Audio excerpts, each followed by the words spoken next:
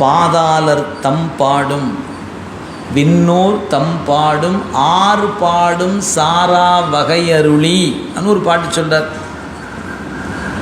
பாடு அப்படி மண்ணில் இருக்கிறவன் படுகிற பாடு. விண்ணோர் தம்பாடும் விண்ணுலகத்தில் சொர்க்கம் முதலான உலகத்திலிருந்து படுகிற பாடு. அதுக்கப்புறம் பாதாளர் தம்பாடும் நரகத்துக்கு சென்று படுகிற பாடு. இந்த மூணும் உனக்கு வேண்டான்னு என்னை சாமி காப்பாற்றிட்டார்னார் மாணிக்க வாசகர். எனக்கு இறைவன் என்ன கொடுத்தான் தெரியுங்களா? பார்பாடும் பாதாள தம்பாடும் விண்ணோர் தம்பாடும் ஆறுபாடும் சாரா வகையருளி நேர்பாடல் பாடி தன்னை நினைப்பெரிய தனிப்பெரியோ சீர்பாடல் பாடினாம் தெல்லேனம் கொட்டாமோ. எனக்கு என்னையா பண்ணியிருக்கிறாரு? ஐயோ, இந்த சாமி எனக்கு என்ன பண்ணியிருக்கு தெரியுமாயா? நரகத்துக்கு போக வேண்டாம், சொர்க்கத்துக்கும் போக வேண்டாம், மீண்டும் மனித சட்டையும் உனக்கு வேண்டாம், வா நீ என்னுடன் என்று எனக்கு சுவாமி கொடுத்த கருணை என்று அவர் தன் அனுபவத்தை பதிவு செய்கிறார் திருவாசகத்தில். அப்போ இந்த பாடெல்லாம் இருக்குன்னு தெரிஞ்சுக்கணுமா இல்லையா? நமக்கு பாடு இந்த சொல் இன்றைக்கி நான் படாத பாடு வரணுங்க. படாத பாடு சிக்கிக்கிட்டு படுற பாடு இருக்குதே, அந்த பாடு அப்படிங்கிற ஒரு சொல் இன்றைக்கும் வழக்கில் கொண்டு இருப்பதை பார்க்கிறோம். அதனால் இந்த 84 விதமான யோனிகளோடு கூடி இறந்து பிறந்து இறந்து அப்போ இதில் வரும்போது மேல் உலகம், கீழ் உலகம், நடு உலகம். அப்போ மேல் கீழ் நடு இது சுற்றி சுற்றி வருது. இது இந்த ராட்டினம் இருக்குது பார்த்தீங்களா? ராட்டினம் நம்மெல்லாம் கிராமங்களில் சின்னதாக வச்சுருப்பாங்க.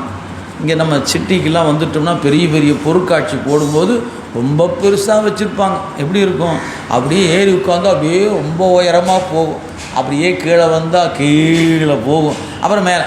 இந்த ராட்டினம் சுற்றும் போது எப்படி இருக்குது? மேலே போய் நடுவுக்கு வந்து கீழே போகுது. இது போல தான் நம்ம பிறப்பு. மாணிக்கவாசன் காய பிறப்பு இறப்பு என்பது எது போல தெரியுங்களா? கரங்கோலை போல்வதோர் காய பிறப்பு இறப்பு என்னும் கரங்கு ஓலை. நம்ம கிராமத்தில் பனை ஓலையை சின்ன துண்டாக அப்படி நறுக்கி ஒரு குச்சியை வச்சு குத்தி ஒரு ஊசியில் போட்டு நூலை சுற்றி வச்சுட்டு இப்படினோம்னா அந்த ஓலை சுற்றும். அது கரங்கு ஓலை போல காத்தாடி மேலும் நடுவும் கீழும் சுற்றுவது போல செத்து செத்து பிறந்த பிறப்புங்க இது. கரங்கோலை போல்வதோர் காய பிறப்போடு இறப்பு என்னும் 2 அச்சம் தவிர்த்து என்னை ஆண்டு கொண்டான். இந்த பெருமான் என்னை ஆண்டு கொண்டாங்க. இனி செத்து போகிற அச்சமும் வேண்டாம், பிறப்பு என்கிற அச்சமும் வேண்டாம். பிறப்போடு இறப்பு என் 2 அச்சம் தவிர்த்து என்னை ஆண்டு கொண்டான். மறந்தேயும் தன்களல் நான் மறவா வண்ணம் நல்கிய அத்திறம்பாடல் பாடினாம் தெள்ளேனம் கொட்டார். பாடு, மகிழ்ச்சியாக பாடு, இறைவன் புகழ பாடு, சாமி எனக்கு கொடுத்த கொடையை நினச்சி பாடு அப்படின்னு அவர் பாடிக்கொண்டு இருப்பதை பார்க்க. எனவே இது ஒரு சுழற்சி என்பதை மறந்துடக்கூடாது. இப்போ நாம் எங்கே இருக்கிறோம்? சுழற்சியில் நிற்கிறோம். நேற்று எங்கிருந்தோம்? எந்த உடம்புமே இல்லாமல் ஆணவ சேத்துக்குள்ளே கிடந்தோம். அப்படி கிடந்த நம்மை இறைவன் என்ன பண்ணியிருக்கிறாரு? சுழற்சிக்குள்ளே கொண்டாந்து உட்படுத்தி இருக்கிறாரு. இப்போ சுழன்றுட்டு இருக்கிறோம். மறந்துடக்கூடாது. நாம் எங்கே இருக்கிறோம்? சுழன்று கொண்டு இருக்கிறோம். என்ன தோணும் உங்களுக்கு? முதல்ல காத்தாடி மேலே உட்கார ரொம்ப ஆசையாக இருக்கும். சுற்ற ஆரம்பித்த பிறகு எப்படா இறக்கி விடுவாங்கன்னு வந்துடுமா இல்லையா? ஆமாங்க, கிருகிருன்னு வருதுங்க. ஐயோ நிறுத்து முதல்ல. உனக்கு 100 சுற்றி தான் இறக்குவேன். ஏன் காசு கட்டியிருக்கிற 100 நீ சுற்றி தான் பிடிச்சிக்க, கம்பியை பிடிச்சிக்க, அதை பிடிச்சிக்க, பெல்ட்டை போட்டுக்க, அது சுற்றிக்கிட்டே தான் இருக்கும். அந்த மாதிரி இப்போ சிக்கிக்கிட்டோம், சுற்றிக்கிட்டு இருக்கிறோம். கொஞ்சம் கொஞ்சமாக தவிக்கிறோம். சாமி கீழே இறக்கி விட்ரு, கீழே இறக்கி விட்ரு, இனிமேல் வருவார் ஆக்கிறதுக்கு தெரியாதனமாக வந்துட்டேன் சாமி, எனக்கு ஆசையாக இருந்துட்டு வந்துட்டேன். ஐயோ இனிமேல் வேண்டாம், செத்தாலும் இந்த ராக்கெட் பக்கமே வரப்படாது அப்படின்னு அனுபவம் சொல்லுதா இல்லையா? நீங்கள் அனுபவிக்காத வரைக்கும் நினைப்பீங்க அதில் ஒரு நாளைக்கு போகணுன்னு ஆசையாக இருக்குது. எங்கள் வீட்டுக்காரர் வேறு கூட்டிகிட்டே போக மாட்டேங்கிறார், எங்கள் அம்மா என்னை கூட்டிகிட்டே போக மாட்டேங்குது, எங்கள் அப்பா கூட்டிகிட்டு அப்படின்னு வருத்தமாக இருந்துச்சு. கூட்டி கொண்டு ஒரு நாள் சுத்த விட்டோம்னா, அட கடவுளே இதுக்குத்தான் ஆசைப்பட்டாயா வேண்டாமாடா சாமி, நீ வேலு வல்ல சாமி, அப்படி வந்துட்டுமா இல்லையா? அப்போ என்னது, நீங்கள் பார்த்து அறிவதை விட பட்டு அறிவது அனுபவத்து நிற்கிது இல்லை. ஆனால் சாமி பார்த்தார், நம்மளாம் பட்டு அறியிட்டு விட்டுருக்கிறார். ஏன் சொன்னால் கேட்குற இடத்துல நம்ம தான் இல்லையே, நம்ம அறிவு அவ்வளோ சுப்பீரியராக இல்லை, நம்ம பட்டு அறிஞ்சால் தான் அறிவு. அது யாராவது அது உனக்கு அப்படி இருக்கலாம், எனக்கு அப்படிலாம் இல்லை, நான் பார்த்துக்கிறேன் விடு அப்படிங்கிற இடத்துல தான் நாம் இருக்கிறோங்க. எனவே இந்த சுழற்சி முறை, அப்போ ஒரு உயிர் கேவலம் என்ற இடத்துல பிறப்புக்கு வாராத போது எப்படி இருந்தது, அந்த உயிரை பிறப்புக்கு எப்படி இறைவன் உட்படுத்தினான், உட்படுத்தும் போது 84 லட்ச யோனிபேதையாகிய சட்டையை கொடுத்தான். சட்டையை பெற்றுக்கொண்ட உயிர்கள் சொர்க்கம், நடுவுலகம், கீழே இருக்க பாதம், இப்படி மாறி மாறி வந்துச்சு. பக்குவப்பட்டது. பக்குவப்பட்ட மாத்திரத்தில் குருநாதன் வந்தான். குருநாதன் வந்து ஞானத்தை உபதேசித்தான். அந்த உபதேசத்தை பெற்ற உயிர் இந்த சுழற்சியில் விடுபட்டு இறைவன் திருவடியில் போய் சேர்ந்தது. இந்த கருணைக்கு வணக்கம் என்பது தான் போற்றி பகருடை என்கிற நூல் சொல்லுகிற செய்தி. இந்த உமாபதிசிவன் எப்படி சொல்லுகிறான்னா, ஒரு கதை சொல்லுகிற பாங்கில் சொல்கிறாருங்க. நீங்கள் அந்த மொத்த நூலையும் படித்து முடிச்சுட்டு பார்த்தீங்கன்னா ஒரு கதை போல தான் அந்த செய்தி அமைந்திருப்பதை நீங்கள் பார்க்க முடியும். சரி, இதில் இந்த கதை போன்ற அமைப்பை சொல்லி இருந்தாலும் கூட இதில் முழுக்க முழுக்க இறைவன் கருணையை சொல்லி இருக்கிறார் ஆசிரியர். அந்த கருணை எப்படிப்பட்டது என்பதை ஒரு 2-3 போற்றிகளை நீங்கள் படிக்கும்போது நீங்கள் தெரிந்து கொள்ள முடியும். அப்படிப்பட்ட கருணையுடைய பெருமான், அந்த கருணைக்குத்தான் நினைந்து நினைந்து ஒரு வணக்கம் சொல்லுகிறார் ஆசிரியர். அந்த வகையில் இந்த நூல் 14 போற்றிகளை தன்னகத்தே கொண்டிருக்கக்கூடிய நூல். 14 போற்றி இருக்கிறது. இது உமாபதி சிவம் அப்படி கருதி செய்தாரா தெரியாது. ஆனால் 14 போற்றி என்பது சைவ சித்தாந்த சாத்திரங்கள் 14 என்பதை நினைவுபடுத்துகிறது. இது ஒரு சும்மா அப்படி நாம் பொருள் செய்யும்போது அப்படிலாம் செய்து கொள்வது என்பது உரை சொல்லுகிற ஆசிரிய பெருமக்கள் பின்பற்றுகிற ஒரு மரபுங்க. அந்த வகையில் இதில் சொல்லியிருக்கிறார். சரி, இது சொல்லியிருந்தாலும் இதில் வேறு நூலில் இல்லாத ஒன்று இருக்குதுன்னு சொன்னீங்களே, அது என்ன? இந்த கேள்வி ஒன்று இருக்குது இல்லைங்களா? அதுக்கு இந்த நூலில் அதுக்கு விடை கொடுத்துருக்கிறார். அப்படின்னா என்ன விடை கொடுத்துருக்கிறார் அப்படின்னா, 3வது போற்றியில் அந்த விடை இருக்கிறது. செய்தியை நான் இப்போ சொல்லிடுறேன், பாடம் போகும்போது உங்களுக்கு அது எளிதாக இருக்கும், அதுக்காக சொல்கிறேன். இப்போ ஒரு உயிர்களாகிய நாம் ஆணவம் என்கிற சேற்றுக்குள்ளே கிடந்தோம். அப்படி கிடந்த நமக்கு இறைவன் என்ன கருதுகிறான், தன் கருணையை நம்ம மேலே செலுத்துகிறான். ஒவ்வொரு நாளும் ஒவ்வொரு நாளும் ஒவ்வொரு நாளும் சேத்துக்குள்ளே கிடந்த உயிர்கள் எல்லாம் ஒரே பக்குவமுடையன அல்ல. ஏன்? இந்த உயிராகிய நாமெல்லாம் ஒன்றிலிருந்து வந்தவர்கள் அல்ல, நாம் எல்லாம் தனித்தனி இயல்புடையவர்கள். நாம் எல்லாருமே இயல்பாகவே தனிதான். என்று இறைவன் இருந்தானோ அன்றே நாமும் இருந்தோம். நாம் எந்த ஒன்றிலிருந்தும் வந்தவர்கள் அல்ல. ஏன்? அப்படி ஏதாவது ஒன்றிலிருந்து வந்திருந்தால் நமக்கெல்லாம் ஏதோ ஒரு ஒற்றுமை இருக்கணும்.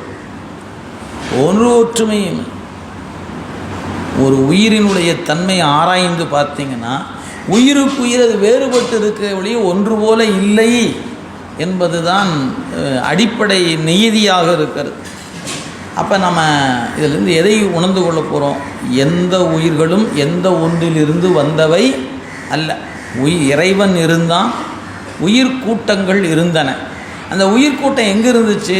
ஆணவம் என்கிற சேற்றில் இருந்தது.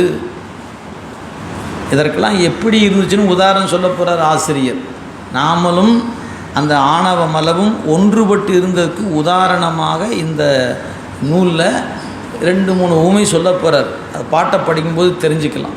சரி, அப்படி இருந்த நமக்கு உடம்பு என்கிற ஒன்றை இறைவன் கூட்டினான். அப்படின்னா முத எந்த சட்டையை கூட்டியிருக்கான்? இந்த ஒரு கேள்வி இருக்கிறது. அதுக்கு விடை இந்த ஒரே ஒரு நூல் தான் தருது. வேறு எந்த நூலை படித்தாலும் உயிருக்கு கிடைத்த முதல் சட்டையை பற்றிய குறிப்பு வேறு எந்த நூலிலும் பேசப்படவில்லை, மறந்துடாதீங்க. இப்போ நமக்கு இந்த உடம்பு இருக்குதே, இந்த உடம்பு எதை வைத்து கொடுத்துருக்கிறாரு? நேற்று செய்த வினையை வச்சு இன்றைக்கி கொடுத்துருக்கிறார். சரி, நேற்று செய்த வினைக்கு அதுக்கு ஒரு உடம்பு இருந்திருக்குமே, அதுக்கு எந்த வகையில் கொடுத்துருப்பாரு? அதுக்கு முந்தைய வினையின் அடிப்படை. இப்படியே கேள்வி கேட்டுக்கிட்டே போனீங்கன்னா ஒரு காலகட்டத்தில் எந்த விதமான வினையுமே இல்லாமல் தானே இருந்திருப்போம். இப்போ நான் ஒரு எக்ஸாம்பிளுக்காக நான் சொன்னேன். இப்போ எனக்கு இது வந்து ஒரு கோடி பிறப்பில் நான் கோடியில் நிற்கிறேன்னு வச்சுக்கங்களேன். இந்த 1 கோடி பிறப்புக்கு முன்னாடி அப்படியே பின்ன போனோன்னா ஜீரோங்கிற ஒரு இடம் இருக்குமா இல்லையா? அப்போ ஜீரோவில் இருக்கிற என்னை முதல் பிறப்புக்கு உட்படுத்தணும். அப்படி எனக்கு கொண்டாந்து பிறப்புக்கு உட்படுத்தும் போது நமக்கு இந்த உடம்புங்கிற சட்டையை இறைவன் கூட்டணும். அந்த சட்டையை 84 லட்சம் டிசைன். அந்த 84 லட்சம் டிசைனுடைய சட்டையில் எனக்கு முதல் சட்டையாக எதை தருவது? இது ஒரு மிகப்பெரிய கேள்விங்க. பல பேருக்கு புரியாமல் கூட போகலாம். அதுக்கு நிர்வாகம் பொறுப்பல்ல. நீங்கள் சொன்னது எனக்கு புரியவே இல்லை. நன்றி, வணக்கம், பிறகு பார்த்து கொள்ளலாம். ஏன்னா அதை பற்றிய தவிப்பு இருக்கிறவங்களுக்கு தான் நான் சொல்கிறது புரியும். எது முதல் பிறப்பு எப்படி இருந்திருக்கும், முதல் பிறப்பு என்னவா இருந்திருக்கும், இதை பற்றி ஆராய்ச்சியும் தேடலும் உடையவங்களுக்கு நான் சொல்கிறது டப்புன்னு பிடிச்சிக்கும். அதை பற்றி ஏங்க கவலை, நமக்கு என்னங்க முதல் பிறப்பு என்னவா இருந்தால் என்ன, ஏதா போன நமக்கு என்னங்க, அட விடுங்க போனது போயிட்டு போகுது அப்படின்னு அதை பற்றி கவலைப்படாத ஆட்களுக்கு நாம் இப்போ சொல்வது எப்படி இருக்கும்? டைம் பாஸ் பண்ணுற மாதிரி இருக்கும். சப்ஜெக்ட்டுக்கு வரதுக்கு கூட இருந்தாலும் எதையோ சொல்லியிருக்கிறேன் பாரு அப்படின்னு தோணும்.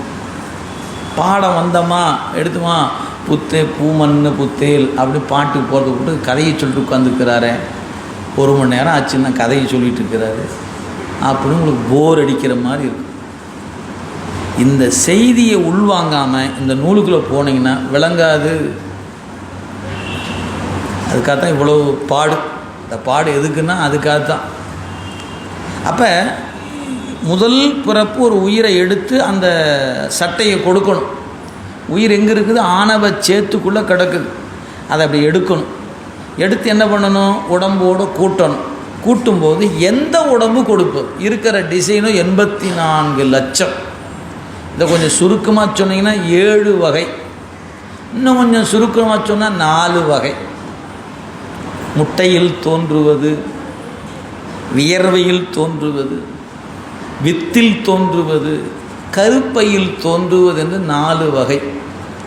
இந்த 4 கொஞ்சம் விரிச்சிங்கன்னா ஊர்வன, நீர்வாழ்வன, பரப்பன, விலங்கு, மனிதர், தேவர் என்று 7ஆக பிரிச்சுக்கலாம். இந்த 7 விரிச்சிங்கன்னா 84 லட்சமாக விரிச்சிக்கலாம். இதாங்க அடிப்படை. 4 அதை விரித்தா 7, 7 விரித்தா 84 லட்சம். சரி, இப்போ சேற்றுக்குள் கிடந்த எண்ணெய் எடுத்த பெருமான் முதல் சட்டையாக கொண்டாந்து தேவராக பிறக்க வச்சாரா, பறவையாக பிறக்க வச்சாரா, நீரில் வாழ்வன என்ற பட்டியலில் போட்டாரா, இல்லை ஊர்ந்து போகிற பிறப்பை கொடுத்தாரா? எதை கொடுத்துருப்பார் தெரியல. சரி, ஏதாவது ஒரு சட்டம் வச்சு தானே கொடுத்துருக்கணும். ஏதோ ஒரு அடிப்படை இல்லாமல் சாமி எப்படி ஒரு வேளை முதல்ல ஊர்வனவாக பிறக்க வைப்போம், அப்புறம் இவன் ஊர்ந்துகிட்டே இருக்கிறேன், நீரில் வாழ்வன, அப்புறம் ஊர்வன, அப்புறம் பரப்பன, அப்புறம் விலங்கு, அப்புறம் தேவர், மனிதன், அப்புறம் தேவர், இப்படி ஒரு ஒன்றுக்கு பின்னாடி ஒன்று அப்படின்னு போட்டால் என்ன ஆகும்? தேறுகிற காலம் வாய்க்கவே வாய்க்காது. ஏன்? நாம் அப்படியே சுழற்சி முறையில் போய் இதுக்கு பிறகு இது இப்போ நான் இப்போ இருப்பது மனித சட்டை, அடுத்து என்ன ஆகணும்? தேவராக பிறந்தே ஆகணும். தேவராக போன பிறகு மீண்டும் அப்படியே கீழே சுழற்சியில் மீண்டும் நீர் வாழ்வன. ஏன்? இதில் இருந்தால் இதுக்கு தான் போகணும், இது இருந்தால் இதுக்கு தான் போகணும், இதுக்கு தான் போகணும். நீங்கள் எப்போ வரையறைப்படுத்துகிறீங்களோ வெளியே வரக்கு வழியே இல்லாமல் போய்டும். அப்போ இறைவன் அப்படி செய்பவன் அல்ல. அவன் வரையறை பண்ணி வச்சிருக்கிறான். அதை எப்படி வச்சிருக்கிறான்? உயிரினுடைய அறிவு திறனுக்கு ஏற்ப கொடுக்கணும்னு வச்சிருக்கிறான். நம்ம அறிவு எத்தகையது என்று முதல்ல என்ன பண்ணணும்? முதல்ல ஒரு ஃபார்மாலிட்டிக்கு சில டெஸ்ட் பண்ணணும் இல்லையா? அந்த வேலையை அவன் செய்யணும். அப்படி செய்த பிறகு தான் முதல் சட்டை இந்த உயிருக்கு பொருத்தம் என்று அவன் கொடுக்கணும். அவனை போல சிறந்த கருணையாளன் இந்த உலகத்தில் கிடையாது. ஏன், எப்படி, அதுதான் இந்த பாட்டு சொல்லுது. இப்போ நீங்கள் நினைவில் வைத்து கொள்ளுங்க. ஆணவச் சேற்றுக்குள் கிடந்த உயிரை இறைவன் எடுத்தோடனே அதுக்கு என்ன பண்ணால் சட்டையை கூட்டணும். இந்த நமக்கு கொடுக்கப்பட்ட சட்டை மொத்தம் 5 சட்டைகள், மறந்துடாதீங்க. மொத்தம் 5 சட்டை. 5வது சட்டை தான் நம்ம கண்ணுக்கு தெரிகிற சட்டை. இந்த 5வது சட்டை தான் 84 லட்ச வேறுபாடுடைய சட்டை. இந்த சட்டைக்குள்ளே சட்டையா உள்ளே போக 4 சட்டை இருக்குது. அந்த சட்டைகள் எவை அப்படின்னு கேட்டிங்கன்னா, முதல் சட்டை வித்தியா தத்துவத்தில் இருக்கிற மாயை. முடிஞ்சால் குறித்து வச்சுக்குங்க. வித்தியா தத்துவத்தில் 7 இருக்குது. அதில் ஒரு தத்துவம் மாயைன்னு ஒரு தத்துவம் இருக்கிறது. அதுதான் உயிருக்கு முதலாக கூட்டப்பெறுகிற சட்டை. முதல் சட்டை. 2வது காலம், நியதி, கலை, வித்தை, அராகம். இந்த 5ம் சேர்ந்ததுக்கு புருடன் என்று பெயர். இது 2வது சட்டை. புருடன் தான் உயிருக்கு கூட்டப்படுகிற 2வது சட்டை. அதற்கு பிறகு உயிருக்கு 3வதாக ஒரு சட்டை கூட்டப்படும். அந்த சட்டைக்கு குணசரீரம் என்று பெயர். குணசரீரம். இந்த குணம் என்பது 3 வகையான குணங்கள். சாத்வீகம், ராசதம், தாமதம் என்று 3 குணம் நமக்கு. நாமெல்லாம் முக்குண வயப்பட்டவர்கள். இந்த 3ல் நொடிக்கு நொடி மாறிக்கிட்டே இருக்கும். நமக்கு சாத்வீகத்திலே இருக்க மாட்டோம், தமோ குணத்திலும் இருக்க மாட்டோம், ரஜோ குணத்துக்கு நொடிக்கு நொடி குணம் மாறிக்கிட்டே இருக்கும். இப்போ வரைக்கும் நல்லா தான் ஏன் பேசிகிட்டு இருந்தார், என்னாச்சு இந்த ஆளுக்கு அப்படின்னு சில நேரம் பார்க்குறோமா இல்லையா? அன்பாக பேசுகிற மாதிரி தெரிஞ்சு திடீர்னு கோவம் வந்துருச்சு. என்னையா திடீர்னு நான் என்னங்க சொல்லிட்டேன், கோவிச்சுட்டு என்ன இருந்தாலும் நீ அப்படி பேசிடக்கூடாது, நீ முதல்ல நீ அப்படிம்ப. நான் ஒன்றுமே சொல்லலைங்களேயா, அதெல்லாம் இல்லை, நீ இப்படி பண்ணியிருக்கூடாது, இப்படி சொல்லியிருக்கக்கூடாது, மன்னிக்கவே முடியாது என்னால். அந்த ஒரு நமக்கு தெரிந்தவங்கள்ட்டையே நொடிக்கு நொடி குணம் மாறுபடுவதை பார்க்குறோமா இல்லையா? நீ தெரியாத நபர்லாம் வேண்டாம், தெரிஞ்ச நபர் நாள்தோறும் பார்க்குற அப்பா, அம்மா, கணவன், மனைவி, குழந்தை, நம்ம சுற்றி இருக்கிற சுழற்சி இருக்கிற ஆட்களை பாருங்கள். எல்லோரும் ஒரே மாதிரியாக இருக்கிறோம் இல்லையே. நொடிக்கு நொடி மாறிட்டே இருக்கு. ஏன்? குணங்கள் 3ஆக சொல்கிற மாதிரிங்களா, அது விரிந்தீங்கன்னா 9 ஆகும். 9 விரிஞ்சது 50 ஆகும். அப்போ 50 குணத்துக்குள்ளே சுற்றிக்கிட்டே இருக்கும்போது ஒரு நொடிக்கு நொடி குணம் மாறுபட்டு கொண்டே இருக்கும். இதுதான் நம்ம நிலைமை. அது 3வது சட்டை. சரி, 4வதாக ஒரு சட்டை கொடுத்தாருங்க. அந்த சட்டை எது தெரியுங்களா? அதுதான் புரியட்ட காயம் என்று பெயர். இந்த புரியட்ட காயம் என்பதில் 8 தத்துவம் இருக்கணும். புரியட்ட காயம் நீங்கள் அதுக்கு தான் உண்மை விளக்கம் படிச்சிருக்கணும், அது நினைவில் இருக்கணும். அப்போ தான் இப்போ சொல்லுற சட்டையெல்லாம் உங்களுக்கு பொருந்தும். வித்தியா தத்துவத்தில் 7ல் 1 மாயை. மாயை அப்படின்னு என்னையான்னு கேட்டிங்கன்னா போச்சு இல்லையா? மாயின்னு ஒன்று இருக்குது, அங்கே படித்தோம், 7ல் 1. அதுக்கப்புறம் பஞ்ச கஞ்சுகம், காலம், நியதி, கலை, வித்தை, அராகம் 5ம் சேர்ந்ததுக்கு புருடன் என்று பெயர்.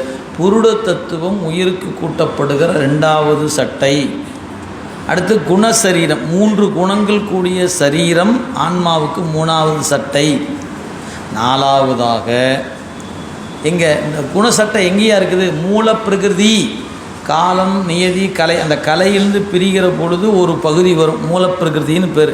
அந்த மூலப்பிரகிருதியிலிருந்து தோன்றுகிறது தான் குணம் என்கிற சட்டை. எனவே குணசரீரம் 3வது சட்டை. 4வது சட்டை 8 தத்துவம் கூடிய சட்டை. அந்த 8 தத்துவம் எது? தன்மாத்திரைகள் என்று சொல்லப்பட்ட 5. அதுக்கு வேறொரு பெயர் ஐம்புலன் என்று பெயர். சுவை, ஒளி, ஊறு, ஓசை, நாற்றம். இந்த 5 அதனோடு கூடுதலாக மனம், புத்தி, அகங்காரம். இந்த 8ம் கூடிய சட்டைக்கு புரியட்ட காயம் என்று பெயர். இது 4வது சட்டை. இந்த சட்டைக்கு பிறகு தான் நமக்கு என்ன கூட்டப்பெறுகிறதுங்க? 5வதாக சட்டை கொடுக்கப்படுகிறது. 5வது சட்டை எப்படி கொடுத்தாரு? இப்போ என்ன கொடுத்துருக்கோமோ அதை பார்த்து கொடுத்தார். அப்போ 4வது சட்டை கூட்டப்பட்ட பிறகு உயிரினுடைய அறிவுத்திறனை ஆய்ந்து அதனுடைய அறிவு எந்த பக்கம் சார்ந்திருக்கிறதுன்னு பார்த்து 5வது சட்டை இறைவன் கொடுத்தான். அப்போ முதல் 4 சட்டையும் இறைவன் எல்லாருக்கும் ஒன்று போலவே கொடுத்துட்டார்.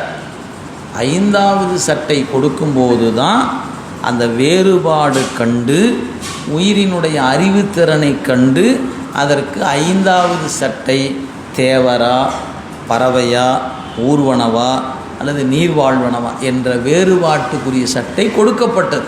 அந்த சட்டை முதல் சட்டையாக எது கிடைத்ததோ அதை கொண்டு அடுத்தடுத்த பிறப்பில் சுழன்றோம்.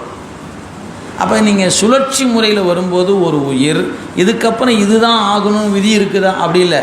அச்சு மாறி பிறக்கும். மனித சட்டையுடைய நாம் விலங்கா பிறக்கலாம். விலங்கா இருக்கக்கூடிய ஒருவர் மனிதனாகவும் பிறக்கலாம், பறவையாக கூட பிறக்கலாம், குரங்கா கூட பிறக்கலாம். நீங்கள் வரலாறுகளை எடுத்து பாருங்கள்.